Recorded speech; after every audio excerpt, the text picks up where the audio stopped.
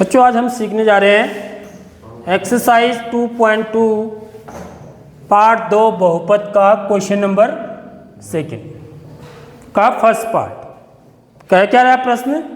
गुणनखंड प्रमेय के द्वारा गुणनखंड प्रमेय का प्रयोग करके हमें ये सिद्ध करना है कि gx जो है px का शून्यक है या नहीं है। ठीक है, किसका प्रयोग करना है? गुणनखंड प्रमेय का, कि ये वाला बहुपद gx क्या है? एक बहुपद है। px भी क्या है? एक बहुपद है। ठीक है, कि gx जो है यानी कि x+1 इस बहुपद का एक गुणनखंड है या नहीं है। तो गुणनखंड प्रमेय क्या बोलता है बच्चों हमसे? सबसे पहले मैं गुणनखंड प्रमेय की ही बात करता हूं, उसके बाद मैंने आपको एक सरल तरीका ही बताया हुआ है। गुणनखंड प्रमेय, गुणनखंड प्रमेय यह कहता है कि x-a, ठीक है, x-a बहुपद px का एक गुणनखंड, ये क्या है? एक गुणनखंड कहलाता है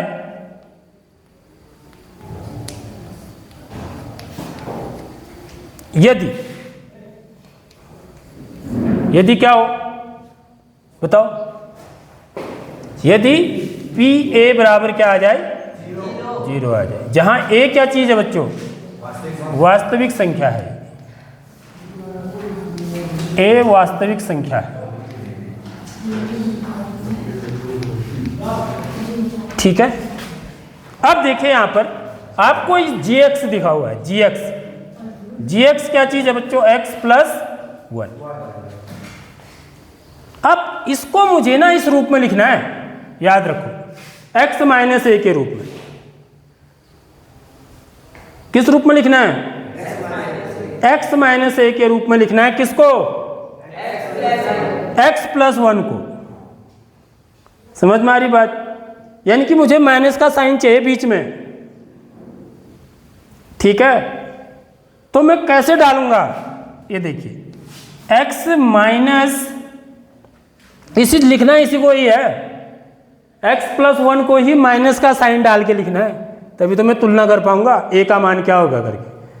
समझ में आ रही बात? x माइनस क्या लिखूंगा बताओ जरा, कोई बच्चा बता सकता है? -1। शाबाश, बिल्कुल सही बताया नहीं। x माइनस -1 देख लो। समझ में आ रही नहीं आ रही बात? क्योंकि माइनस माइनस गुणा होके क्या हो जाता है? प्लस हो जाता है, तो x+1 हो जाएगा। आगे बात समझ में? ऐसा क्यों लिखा मैंने? क्योंकि मुझे इससे तुलना करनी है ना। ये गुणनखंड प्रमेय की परिभाषा है कि x-a बहुपद px का एक गुणनखंड कहलाता है यदि pa बराबर क्या हो? 0। समझ में आ रही बात?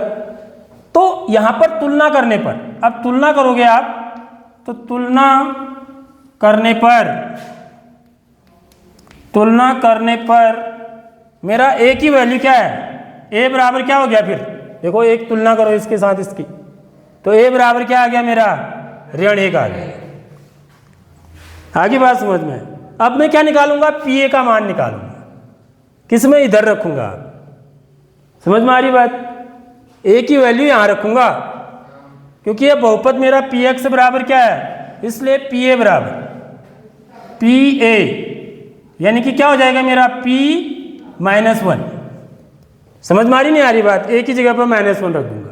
तो इस बहुपद में px में जहां पर भी x है उस जगह पर क्या लिख दूंगा? -1। तो क्या हो जाएगा बच्चों? 2 × -1 की पावर 3 प्लस -1 का स्क्वायर -2 × -1 -1।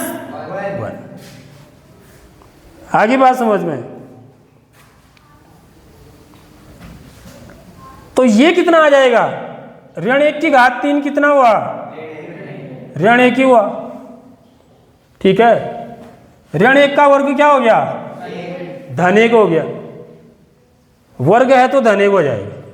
ऋण गुणा ऋण धन, 2 एकम 2, ऋण 1, 2 गुणा ऋण 1 कितना होगा?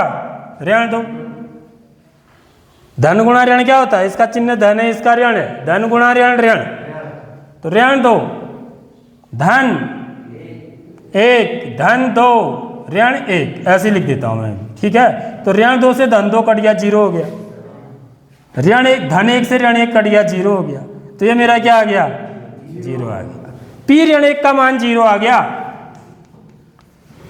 समझ में आ रही बात? तो यदि पी ए बराबर 0 आता है, समझ में आ रही बात, तो इसका मतलब x से ऋण ए पी एक्स का क्या होता है? एक गुणनखंड होता है। समझ में आ रही बात? इसलिए आप लिखोगे यहाँ पर, नीचे की लाइन में लिखोगे, यहाँ जगह नहीं बन रही है, तो आप क्या लिखोगे? इसलिए ये देखो, ये x ऋण ऋण 1 लिया था ना मैंने, x ऋण ऋण 1 किसका मान था?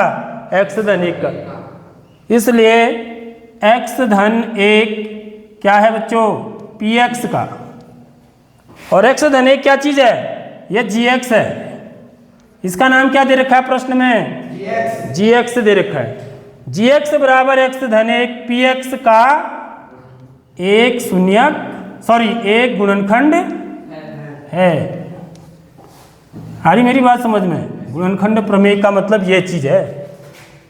इसी को मैंने कल दूसरी भाषा में बताया था आपको। मैंने क्या कहा कि इसका शून्यक निकालो। ठीक है, जो इसका शून्यक होता है वही यदि इसका भी शून्यक होता है, समझ में आ रही बात, तो इसका मतलब क्या होगा कि ये जो बहुपद है वो क्या होगा? इस बहुपद का एक गुणनखंड होगा। समझ में आ रही बात? ऐसे बताया था मैंने कल। तो दोनों बातें एक सी हैं। यहाँ पे x धन 1 का शून्यक क्या हुआ? ऋण 1 हुआ नहीं हुआ? x धन 1 का शून्यक क्या होगा? ऋण 1 होगा। शून्यक निकालने के लिए क्या करते हैं आप? x धन 1 बराबर क्या करते हो? 0 लिखते हो ना। शून्यक निकालने के लिए हम बराबर 0 लिखते हैं, तो x का मान क्या आ जाएगा? यहाँ से ऋण 1 आ जाएगा। यानी कि x बराबर ऋण 1 जो है जी एक्स का एक शून्यक है। समझ में आ रही बात? हमें यह सिद्ध करना होता है कि जो x बराबर ऋण 1 आया है, यह जो कि एक वास्तविक संख्या है, ये क्या हो गया? मेरा a हुआ है, इसी को a बोलते हैं। समझ में आ रही बात? तो मैं पी ए यहाँ रख देता हूँ ऋण 1 को, फिर इस वाले में यदि यह भी 0 आ जाता है, समझ में आ रही बात, इसका मान भी यदि 0 आ जाता है, तब हम क्या बोलेंगे कि यह वाला बहुपद इस वाले बहुपद का एक गुणनखंड है। यदि 0 नहीं आता है तो इसका मतलब गुणनखंड नहीं है। ठीक है, मेरी बात समझ में आ गई होगी।